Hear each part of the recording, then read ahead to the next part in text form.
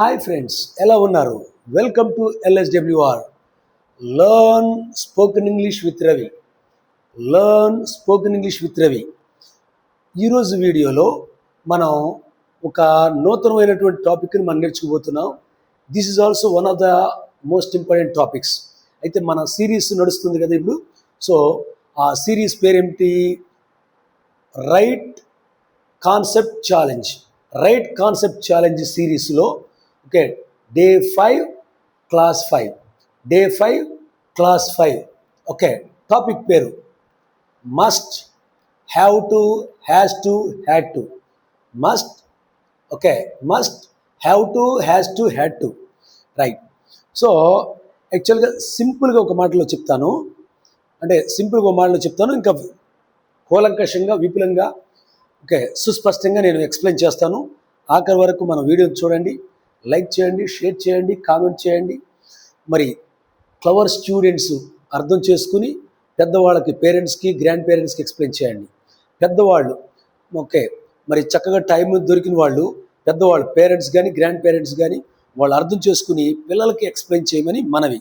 Okay, అయితే సింపుల్గా చెప్పే విషయం ఏంటంటే, so you must do it అన్నాం అనుకోండి, నీవు తప్పనిసరిగా చేయాలి అని చెప్తాం. యూ మస్ట్ డూ ఇట్ అంటే నువ్వు తప్పనిసరిగా చేయాలి అంటే ఆ demand is from the speaker side. Demand is from the speaker side. You have to do it అన్నాం అనుకోండి, you have to do it అన్నప్పుడు the demand is from the situation side. అంటే సందర్భం సైడ్ నుంచి, సందర్భం వైపు నుంచి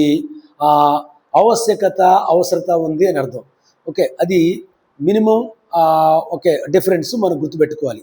ఓకే, తర్వాత ఇప్పుడు వివరంగా నేను అన్ని విషయాలు ఎక్స్ప్లెయిన్ చేస్తాను. So let's get started. Right, let's start the video. Please come to the point.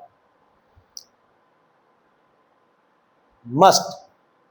Must అంటే it denotes or expresses obligation, duty, necessity, prohibition, strong recommendation, certainty and order.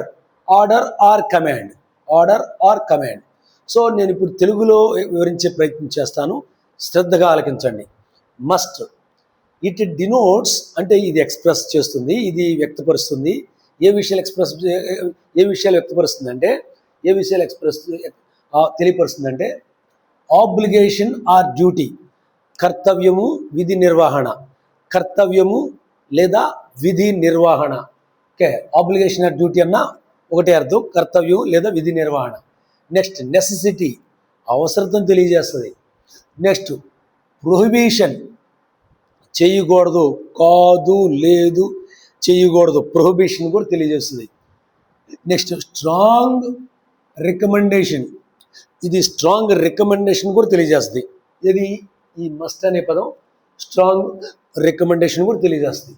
Next certainty. Certainty అంటే తప్పనిసరిగా జరిగి తీరుతుంది, occurrence. Okay, certain occurrence, certainty తప్పనిసరిగా జరిగి తీరుతుంది. And order or command. Order or command, ఆజ్ఞ. Okay, ఆజ్ఞలను కూడా తెలియజేస్తుంది. సో మరి ఏమి విషయాలు తెలియజేస్తుందో ఒక్కసారి లెక్క పెడదాం. 1 2 3 4 5 6, అరౌండ్ 6 or 7 సందర్భాల్లో ఈ మస్ట్ అనేటువంటి పదాన్ని మనం వాడతాం. సో క్లియర్గా ఎక్స్ప్లెయిన్ చేశాను, దయచేసి చూడండి. Obligation, duty, necessity, prohibition and strong recommendation, certainty and order or command. Okay, so first point is over. First point is over in this topic. Next, second point, have to. అయితే మనం గుర్తుపెట్టుకోవాలి, ఇక్కడ have to అని ఉంది, has to అని ఉంది.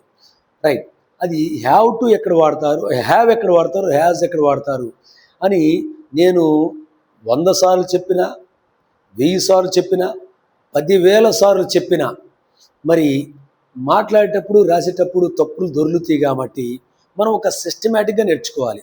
Concept అంటే ఒక నోషన్, ఒక idea. Concept means a notion or idea. అది ఒక సిస్టమేటిక్గా నేర్చుకోవాలి. ఎలా నేర్చుకోవాలి? I have, we have, you have, you have, he has, she has, it has, they have. I have, we have, you have, he has, she has, it has, they have. I repeat, I have, we have, you have, he has, she has, it has, they have. అలా ఒక సిస్టమేటిక్గా నేర్చుకుంటే కాన్సెప్ట్ని అప్పుడు మనం పరధ్యానంలో మాట్లాడుతున్నప్పటికీ కానీ మాట్లాడేటప్పుడు కానీ ఫ్లూయెంట్గా మాట్లాడవచ్చు. సో ఆ విషయాన్ని మనం గమనించాలి. ఇది హ్యావ్, హ్యాజ్ ఎక్కడ వాడాలి? థర్డ్ పర్సన్ సింగులర్కి హ్యాజ్ వాడతారు, మిగిలిన అన్నిటికీ హ్యావ్ వాడతారు. ఐ రిపీట్, థర్డ్ పర్సన్ సింగులర్స్కి హ్యాజ్ వాడతారు, మిగిలిన అన్నిటికీ హ్యావ్ వాడతారు. What are the third person singulars? He, she, it or any singular name. I repeat, he, she, it or any singular name is called third person singulars. Others, all others అవి వాటికి have వాడతారు అనమాట. సరే, ఇప్పుడు మనం have to చూద్దాం. Have to అని ఎక్కడ వాడతారు? Have to, it expresses external obligation, requirement from the situation side, rules, recommendations, necessity and advice. ఈ సందర్భాల్లో హ్యావ్ టు వాడతారు. మళ్ళీ చెప్తున్నాను, తెలుగులో క్లియర్గా చెప్తున్నాను, స్పష్టంగా చెప్తున్నాను, జాగ్రత్తగా ఆలకించండి. ఇట్ ఎక్స్ప్రెసెస్ అంటే ఇట్ డినోట్స్, తెలియపరుస్తుంది. ఏం తెలియపరుస్తుంది? ఎక్స్టర్నల్ ఆబ్లిగేషన్ అంటే బయట నుంచి. ఇంటర్నల్ అంటే అంతర్గతంగా, ఎక్స్టర్నల్ అంటే బయట నుంచి. ఎక్స్టర్నల్ ఆబ్లిగేషన్, ఎక్స్టర్నల్ డ్యూటీ, అది ఎక్స్టర్నల్ విధి అనమాట. రిక్వైర్మెంట్, అవసరత, ఎక్స్టర్నల్ రిక్వైర్మెంట్, బయట నుంచి వచ్చేటువంటి అవసరత. ఫ్రమ్ ద సిచ్యువేషన్ సైడ్, అది ఎక్స్టర్నల్ రిక్వైర్మెంట్ అనమాట. ఆ తర్వాత ఇది తెలియపరుస్తుంది. రూల్స్ను కూడా వ్యక్తపరుస్తుంది, తెలియపరుస్తుంది. నెక్స్ట్ రికమెండేషన్స్, ఇది రికమెండేషన్స్ కూడా తెలియజేస్తుంది. రికమెండేషన్ అంటే ఒకళ్ళతో పుచ్చుకోవడం, లేకపోతే ఒకళ్ళ తరపున మనం మాట్లాడడాన్ని రికమెండేషన్ అంటారు కదా. సో రికమెండేషన్ కూడా తెలియపరుస్తుంది. నెక్స్ట్ నెసెసిటీ, అవసరతను కూడా తెలియజేస్తుంది. అండ్ అడ్వైస్, స్ట్రాంగ్ అడ్వైస్ అని కూడా అనొచ్చు. Advice, okay. సో అడ్వైస్ జాగ్రత్తగా ఆలకించండి. సి వస్తే అది నౌన్, ఓకే. ఎస్ వస్తే verb. Advise noun. So strong advice అని కూడా తెలియజేస్తుంది. ఇది ఎన్ని విషయాలు తెలియజేస్తుందో ఒకసారి లెక్క పెడదాము. ఓకే, 1 2 3 4 5 6. సో అరౌండ్ 6 విషయాల్ని, 6 విషయాల్ని ఈ హ్యావ్ టు అనేది తెలియపరుస్తుంది. అదే విధముగా same as it is has to కూడా, యాజ్ ఇట్ ఈజ్ అదే విధముగా హ్యాజ్ టు కూడా తెలియపరుస్తుంది. హ్యాజ్ టు ఎందుకు తెలియపరుస్తుంది, ఎలా తెలియపరుస్తుంది అంటే సేమ్ పైన చెప్పిన విషయాలనే హ్యాజ్ టు కూడా తెలియపరుస్తుంది. అయితే చెప్పే కదా, థర్డ్ పర్సన్ సింగులర్స్కి ప్రజెంట్ టెన్స్లో హ్యాజ్ వాడతారు. ఆ third person singulars, okay, he, she, it or any singular name, singular noun, singular ఏకవచనంతో వచ్చినట్టు నామవచకాన్ని, ఏకవచనంతో ఉండేటువంటి నామవచకాన్ని ఇంకో ఈ షీట్ని వాటికి హ్యాజ్ వాడతారన్నమాట. చూద్దాం ఇక్కడ. Has to, it is same as the above, but it is used only with third person singulars. I repeat, it is the same. It is same అనొచ్చు, the same అనొచ్చు. It is the same as the above. పైన చెప్పబడినటువంటి రెండో పాయింట్లో చెప్పినటువంటి విషయాలకే has to కూడా వాడతారు. Okay, but it is used only with third person singulars. Third person singulars మాత్రమే వాడతారు. థర్డ్ పర్సన్ సింగులర్స్ ఏంటంటే ఇక్కడ he, she, it and any singular name. He, she, it or any singular నేమ్ని third person singulars అంటారు. ఓకేనా? So స్పష్టంగా 6 విషయాల్ని have టును has టులో సేమ్గా వాడతారు. సేమ్గా వాడతారు. అయితే హ్యాజ్ టు అనేది మాత్రం he, she, it or any singular నేమ్కి వాడతారని గుర్తుపెట్టుకోవాలి. నెక్స్ట్ నోట్, గమనిక. నోటా బినే, ఎన్బి అంటే నోటా బినే అని షార్ట్ ఫామ్లో ఎన్బి అని రాస్తారు. షార్ట్ ఫామ్లో ఎన్బి అని రాస్తే అది ఎన్బి అంటే నోటా బినే అని అర్థం. Okay, example for gratia. NB అన్నా అది లాటిన్ వర్డ్, ఈజీ అన్నా ఎగ్జాంపుల్ ఫర్ గ్రాషియా కూడా అది లాటిన్ వర్డ్సే, రైట్. సో నెక్స్ట్ నోట్ గమనికం చూద్దాం. had to is used with the same situation of second and third points but only in past tense. So ఈ had to అనేదాన్ని only past టెన్స్లో వాడతారు. Had to అనేదాన్ని only past టెన్స్లో వాడతారు. అయితే ఏ సందర్భాల్లో వాడతారు? ఈ సందర్భాలు ఏవైతే ఉన్నాయో మనం చెప్పుకున్నటువంటి okay external obligation, requirement from the situation side, rules, recommendations, necessity and strong advice, ఈ విషయాలు ఏవైతే ఉన్నాయో వాటినే హ్యాస్ టుతో వాడతారు. ఈ హ్యావ్ టుతో వాడినటువంటి ఈ విషయాల్ని పాస్ట్ టెన్స్లో వాడతారు. పాస్ట్ టెన్స్లో ఎలా వాడతారు? హ్యాడ్ టు ఉపయోగించి వాడతారు. Okay, I think I am clear, very very clear, crystal clear. So let us go ahead. ముందు కొనసాగుదాం. ఎగ్జాంపుల్స్. సో మస్ట్ అనేదాన్ని కొన్ని ఎగ్జాంపుల్స్ మనం చూస్తున్నాం పుస్తకాల్లో. నేను చెప్పే కదా మన పుస్తకాల్లో తెలుగులో కూడా ఇవ్వడం జరుగుతుంది. మస్ట్ అనేదానికి ఎగ్జాంపుల్స్ చూద్దాం. All must wear helmets. మనందరం హెల్మెట్స్ని ధరించాలి. All must wear helmets. Okay, మన అందరము, ఆల్ అంటే మనందరము అని అర్థం. మస్ట్ వేర్ హెల్మెట్స్, తప్పనిసరిగా. ఓకే, ఆబ్లిగేషన్ ఎందుకున్నాం కదా, ఆబ్లిగేషన్ చెప్పే కదా, ఆబ్లిగేషన్ డ్యూటీ, అది ఒక డ్యూటీ, కర్తవ్యంగా ఓకే హెల్మెట్ ధరించాలి. You must not cross the limits. మన యొక్క హద్దుల్ని నీ యొక్క హద్దులను you must not cross the limits. ఆ హద్దులను నీవు దాటకూడదు. నీవు దాటకూడదు. నెక్స్ట్ మూడోది, employees must come in time. So employees must come in time. So ఉద్యోగస్తులందరూ తప్పనిసరిగా సమయానికి ముందే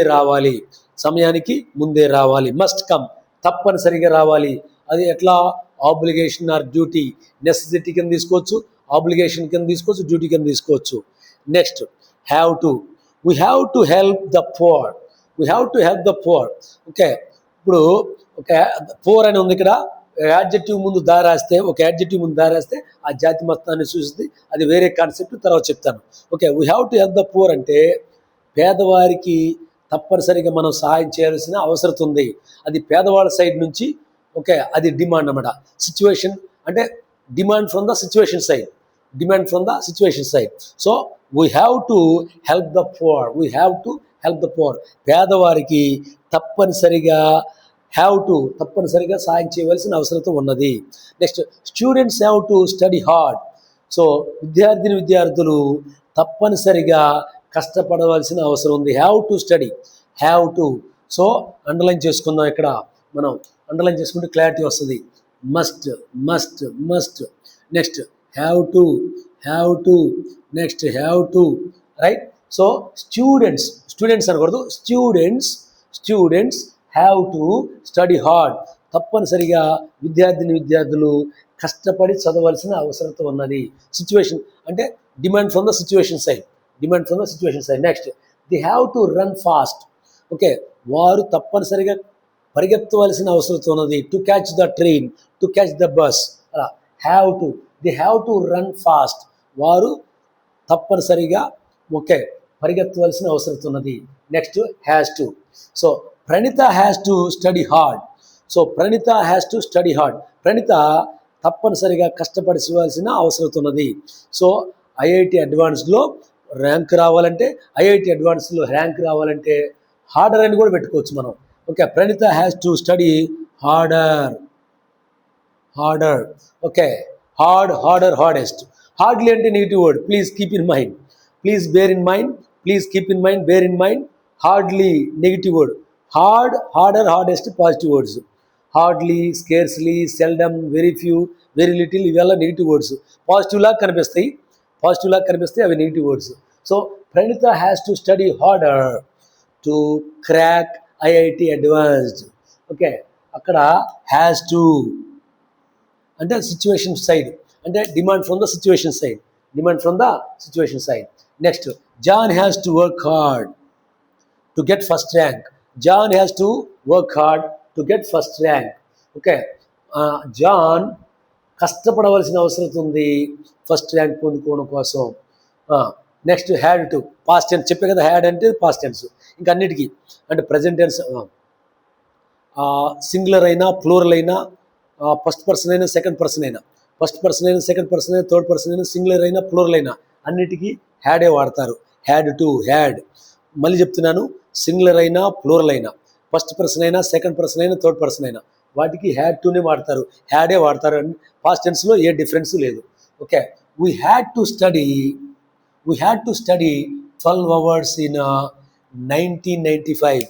1995లో ఓకే 12 గంటల చదవాల్సిన అవసరత ఏర్పడినది from the situation side. Okay, so we had to study, మేము 12 గంటలు చదవాల్సిన అవసరత ఏర్పడింది 1995లో. సో ఆఖరిగా she had to help her sick mother. She had to